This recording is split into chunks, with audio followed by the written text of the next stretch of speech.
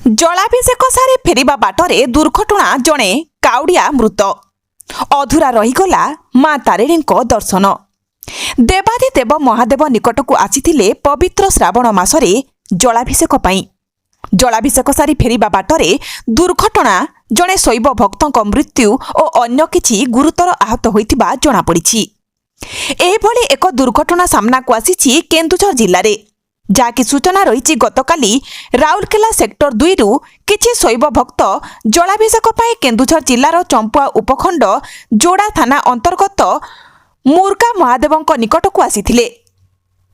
ଆଜି ପ୍ରାତଃ ସମୟରେ ମନ୍ଦିର ଖୋଲା ହେବା ପରେ ପ୍ରଥମେ ଜଳାଭିଷେକ କରି ସେଠାରୁ ଘଟଗାଁ ତାରିଣୀ ଦର୍ଶନ ନିମନ୍ତେ ଏକ ପିକଅପ୍ ଗାଡ଼ିରେ ବାହାରିଥିଲେ। ହେଲେ ରିମୁଲି ଯୋଡ଼ା 520 ନମ୍ବର ଜାତୀୟ ରାଜପଥର ଚମ୍ପୁଆ ଥାନା ଅନ୍ତର୍ଗତ ତଡ଼ୁଆ ବାହାଳ ନିକଟରେ ଏକ ଅଜଣା ଟ୍ରକ୍ ସେମାନଙ୍କ ଗାଡ଼ିକୁ ଧକ୍କା ଦେବାରୁ ଘଟଣାସ୍ଥଳରେ ଜଣେ ଶୈବ ଭକ୍ତ ମୃତ୍ୟୁବରଣ କରିଥିବା ବେଳେ ଆଉ କିଛି ଗୁରୁତର ଆହତ ହୋଇଥିବା ନେଇ ସୂଚନା। ଖବର ପାଇ ଘଟଣାସ୍ଥଳରେ ତୁରନ୍ତ ଆମ୍ବୁଲାନ୍ସ ପହଞ୍ଚି ସମସ୍ତ ଆହତଙ୍କୁ ବାସୁଦେବପୁର ମେଡିକାଲରେ ଭର୍ତ୍ତି କରାଯାଇଥିବା ନେଇ ସୂଚନା। ଚମ୍ପୁଆ ପୋଲିସ ଘଟଣାସ୍ଥଳରେ ପହଞ୍ଚି ଏନେଇ ଅଧିକ ତଦନ୍ତ ଚଳାଇଥିବା ନେଇ ସୂଚନା ରହିଛି।